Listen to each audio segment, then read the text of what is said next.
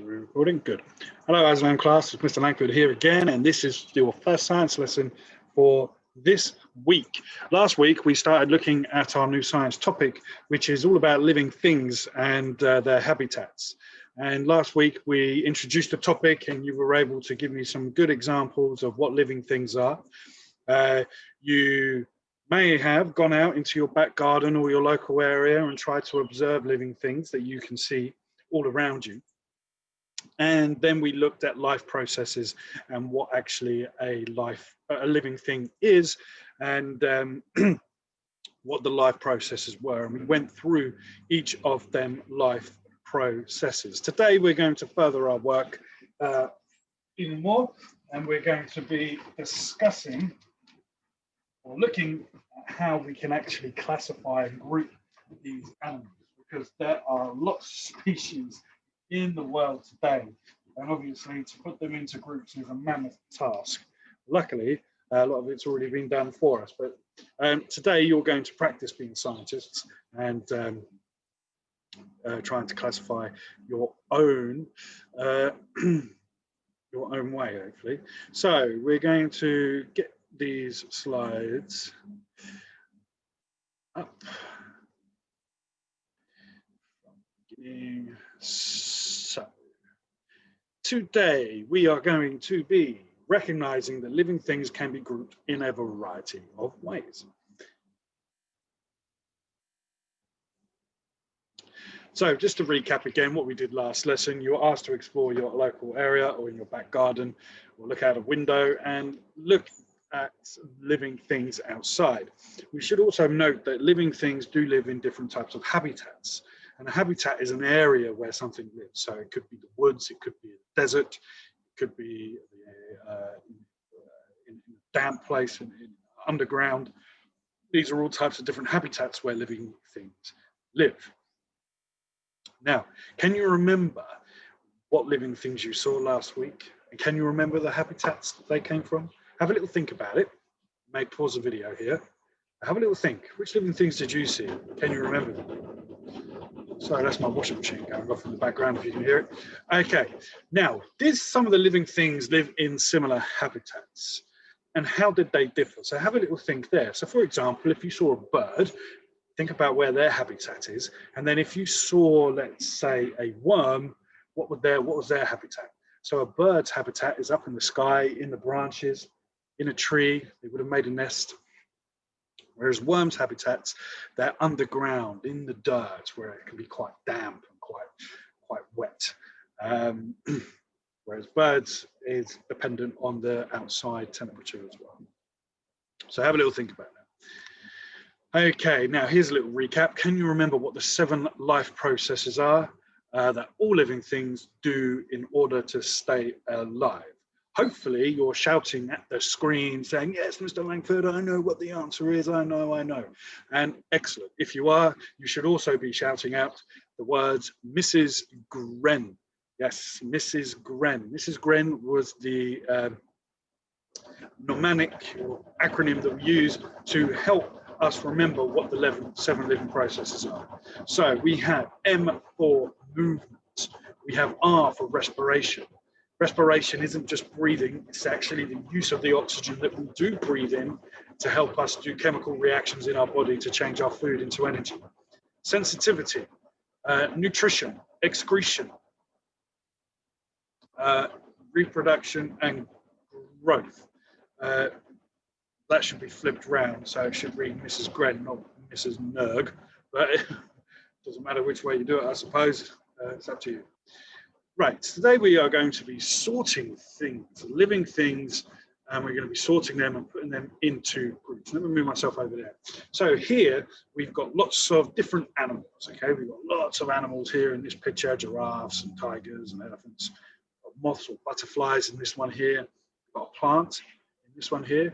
We've got a bird, some type of seagull maybe. We've got a lion here. We've got a snail. This cat is called a bobcat or a lynx, I believe, from this picture. We've got another snail. Now we've got I believe this is a crocodile, not an alligator. And then here we've got some chimps, we've got some monkeys down there as well.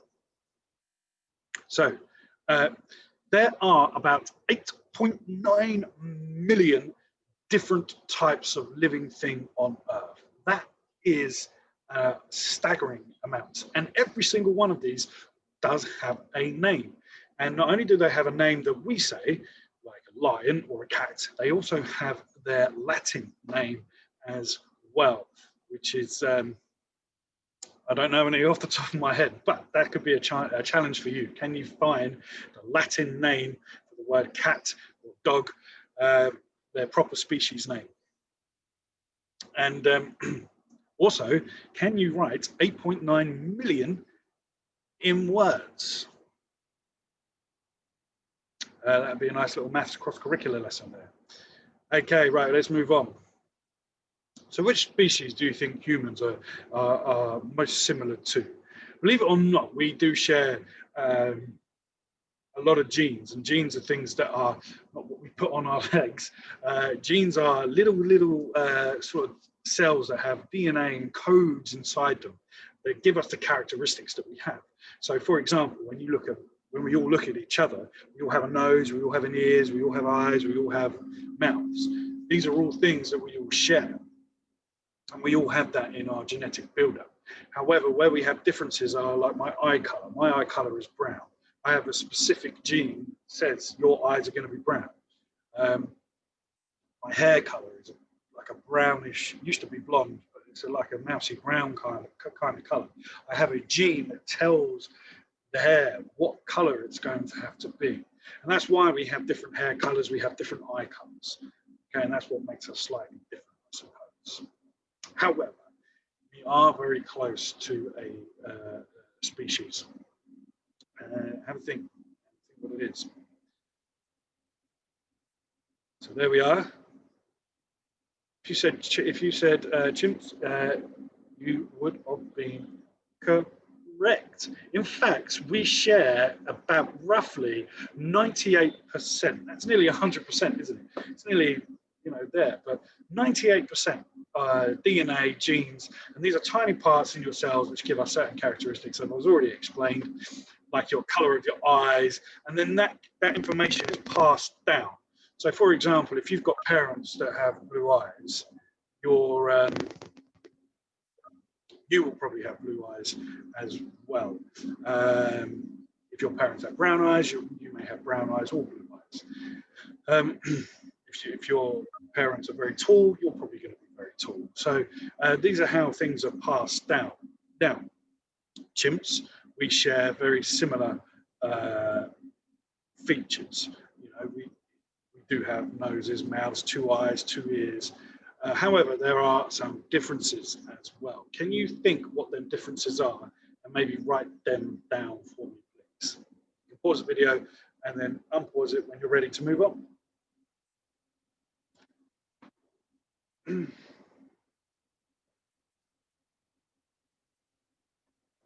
Okay, chimps are more hairier than humans. Okay, now human beings, we will develop hair. Okay, we've got hair on the top of our heads, we've got hair. If you're a man, when you get older, you may develop facial hair, you may have hair on our arms, on our legs.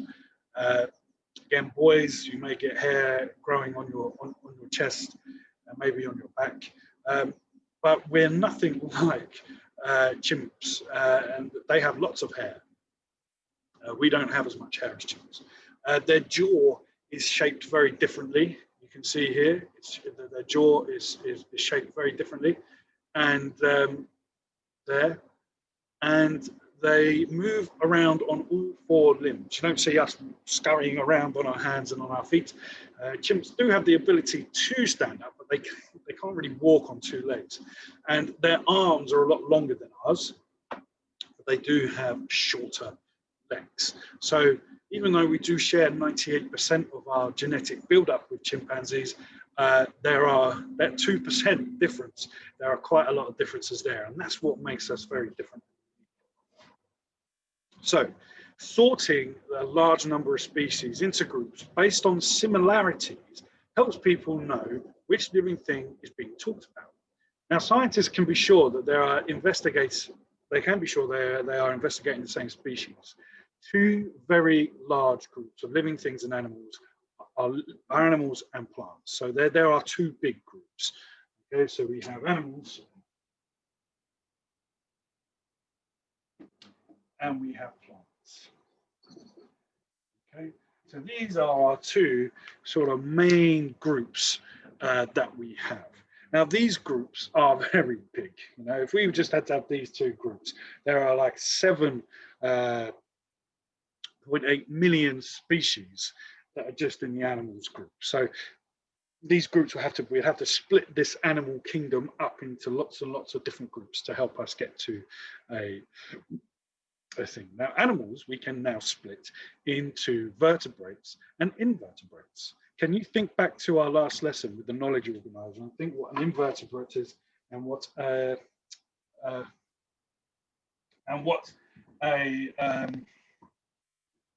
invertebrate is, please? But I'm just going to redo my thing because we're focusing on animals. And then I'm going to put vertebrates here.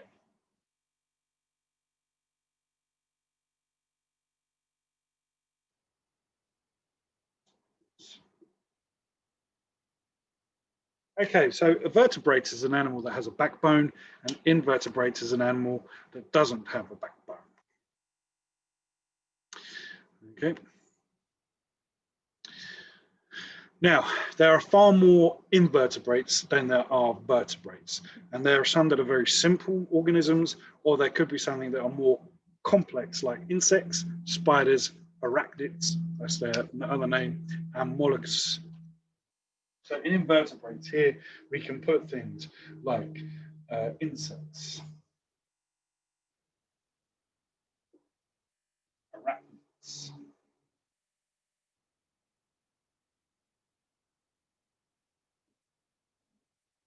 we can put mollusks.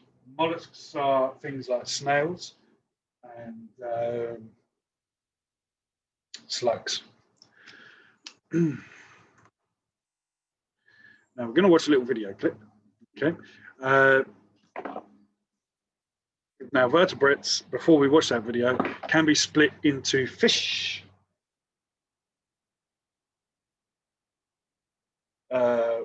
reptiles,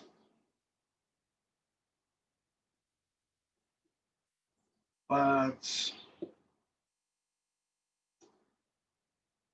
mammals, and the last one there is amphibians.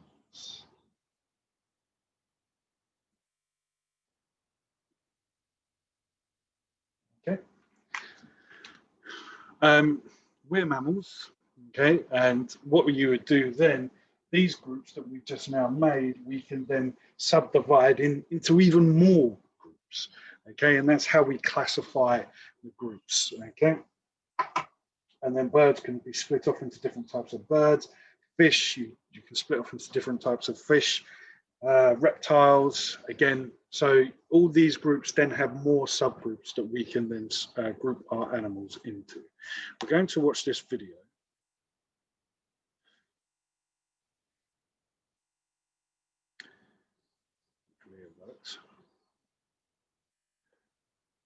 And it's called What is an Ecosystem?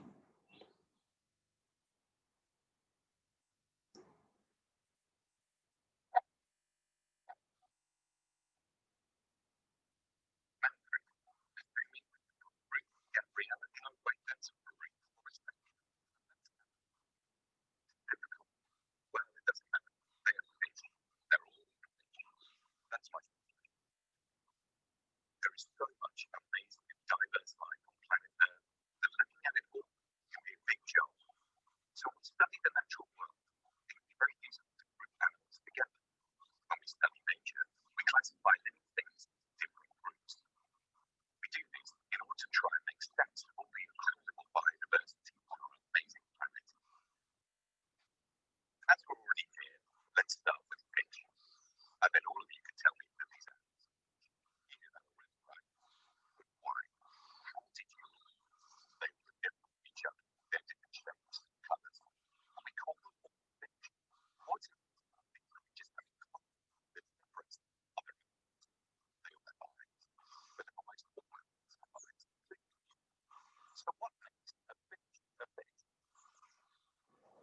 most obvious characteristic of fish is that they live in water. They also breathe using gills. Fish have scales and fins, and they lay soft eggs. Fish are cold-blooded, which means they don't generate their own body heat, but instead get it from the surrounding environment. These are some of the main characteristics that make a fish a fish.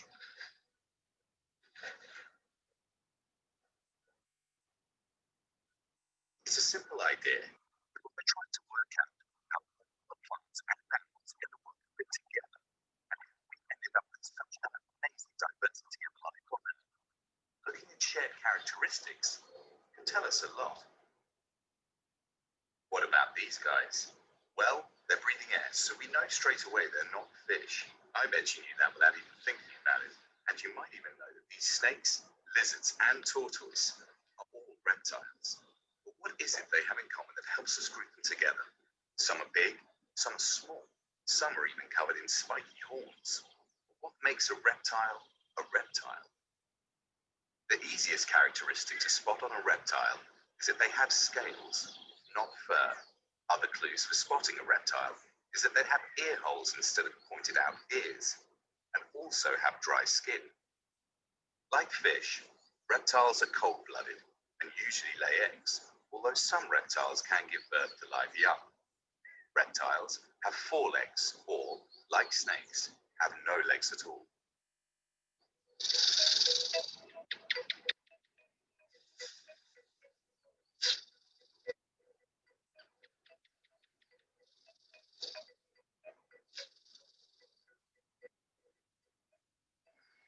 This animal lays eggs, but it's not a lizard, although some scientists believe they may actually have descended from dinosaurs.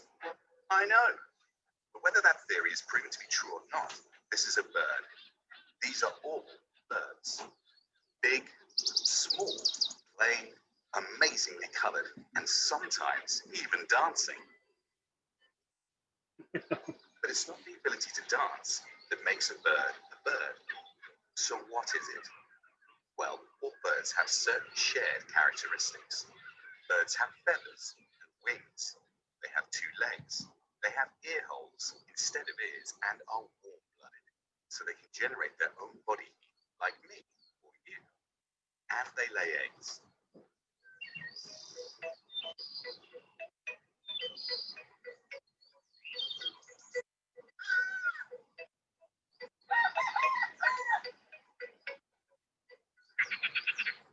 Frogs, toads, and salamanders are similar to reptiles in some ways, and it can be easy to confuse them, but they're classified as amphibians. Amphibians have moist skin, are cold-blooded, and they can live on land or in water. Amphibians lay lots of soft, jelly-like eggs, like the frog spawn you may have seen in a pond in your back garden or local park.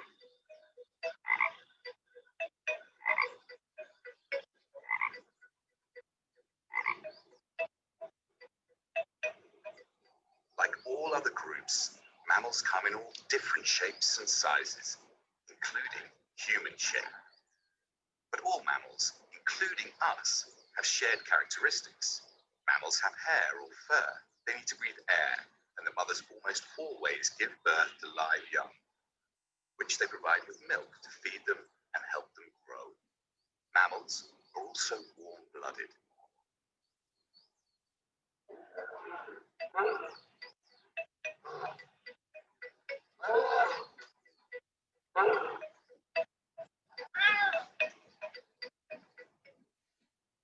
Fish, reptiles, birds, amphibians, and mammals. These are just some of the groups we use to make sense of the natural world. Over 200 years ago, it was a Swedish scientist called Carl Linnaeus who first started the system of putting plants and animals into certain groups based on shared characteristics. His pioneering work to better understand the natural world is still the basis of how we classify plants and animals today, and it influenced the development of the theory of evolution. So now we know a lot more about classification. Carl Linnaeus and evolution is something that you will do once you move up the school years into year 6. Is it a fish, a a reptile, a bird, an amphibian, or a mammal? At first glance, you would say it's a fish. Easy. It lives in the water after all. But looks can be deceptive. And only by studying it more closely can we come to the true answer. Dolphins actually breathe air and must come to the surface from time to time. The mothers also give birth to live young and provide them with milk. And although it may not look like it, they do actually have tiny hairs all over their skin. So what are dolphins? Yes, dolphins are mammals, just like an elephant or a mouse.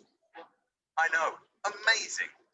Another clue to knowing whether animals that we see in the ocean, another clue to say to show whether they're a mammal or a fish, are fish's tails go from side to side. Okay, so when you see a fish swim, its tail moves like this. A mammal's tail goes up and down. Okay, so just remember, that's another clue. That's another thing that I picked up on. So fish, their tails go side to side. A mammal's tail goes up and down, and that's another way of classifying whether it's a mammal or a fish. So we can see that by studying animals and grouping them together based on shared characteristics, we have a better understanding of how they all fit together. And we can discover things we might not have otherwise realized about the wonder of the natural world. Okay, so I hope you enjoyed that video and got lots of information from it. Also, plants are grouped into flowering and non-flowering. So, for example, we have things like ferns and mosses. And flowering plants grow flowers and use seeds to reproduce or make more plants that are very similar like them. Non-flowering plants do not grow flowers. They use seeds or spores, very tiny parts of a plant that can be used to reproduce, to grow more plants just like them. So have a look in your garden if you have one, or look out the window and you can just see the amount. Well, there's probably not many flowering plants at the moment because we are in winter, but in the summer especially, you'll be able to see a clear difference between flowering and non-flowering. You can see these trees behind me, these big green trees at the back here. These are non-flowering plants. So when we group our animals together to try and classify what they are, we can use something called a branching database. Now, scientists have used a classification key to sort millions of species into living things, into groups, and then they name them. And they use better classification keys, which are a list of clues and answers for identifying what an organism is. For example, finding out which species it is. It is a key for unlocking the identification of a living thing. So if you come across a new species that you don't know, you can use one of these database branches and characteristic classification keys to work out what that animal is and where it belongs. And if you can't find it, then you have found a new species. Apparently we find a new species all the time. Now, compare this to the use of the word key on maps. Now, new species are still being discovered, especially in more remote places like the deepest parts of the ocean or in thick rainforest. Recent finds include a new jellyfish off the Italian coast, a new type of praying mantis, which is an insect, in Rwanda, and some new dancing frogs in India. Try it yourself. Use a search engine to find more recent discoveries. And when scientists find a species, they try to classify it by observing the similarities and the characteristics. For example, does it live on land? Does it lay eggs? Is its skin wet or dry? And they will start to group that animal and find it a home, I suppose, in the classification world. So the following slide is going to be an example of a branching database for mini beasts. So here we have at the top, we've got our spider, we've got our woodlouse, we've got a snail, a ladybird, earthworm, and an earwig. So what we do, we take one of our animals. So I've gone out and I've picked up this thing and I'm going, right, I'm going to have a look at the spider, okay? And I look at the picture of the spider. Does it have legs? Yes or no? It does have legs. Okay, so then I answer the next question. Does it have 6 legs? Let's have a look. How many legs does a spider have? 1, 2, 3, 4, 5, 6, 7, 8. No, it hasn't got 6 legs, it's got 8. So then I ask this one, Is its body in two main parts? Well, we've got a body and we've got a head. So yeah, maybe. Yes, I believe it has. And that now tells me that it's a spider. If my answer was no, it would have been a woodlouse. Okay, so can you see how that's worked? So you pick an animal, and then you start following the questions down. And depending on your answer, will take you to the next question. Then hopefully it whittles it down, and then it will group it into the animal for you. So give it a go. Okay, pick an animal at the top there, any animal you like. Okay, preferably not a spider because I've just done that one for you. But pick one of them animals and follow the flow diagram down. Follow the classification or branching database down until you get to your answer and see if you can use it. Now the next slide shows another way of classifying things. This is called sorting, okay? And again, you can just answer the questions. It's very similar to the flow diagram. It's just sort of condensed a little bit. So I could pick an earwig here. Does it have legs? Yes. Go to question 2. Does it have 6 legs? Yes. Go to question 4. Does it have pincers? Yes, it's got these little at the back of it there. Yes, it's an earwig. So that's just a more condensed way of the database classification. Now, your tasks for today, Aslam, is to explain each life process and give an example of living things. So, for example, you may do reproduce, and you say a dog reproduces by giving birth to puppies. Something simple like that. Task number 2, go outside and create a list of local habitats in your area. Take some pictures and videos. You should have done this already, but try it again. Maybe look for more things now that we've done this video. And task 3, create a branching database for the living things that you have seen in your local area. So if you go out into your garden or your local area, try and take a picture of these things, okay? Or just write them down, and then you can start to make your own flow diagram. Always go back to the page though, where the database was, to help you out. I hope that helps. Again, if you have any questions about today's work, please put a message onto Teams and I will try to get back to you as soon as I can. Remember to post your work up onto Tapestry. This is Mr. Langford signing out. See you in the next video.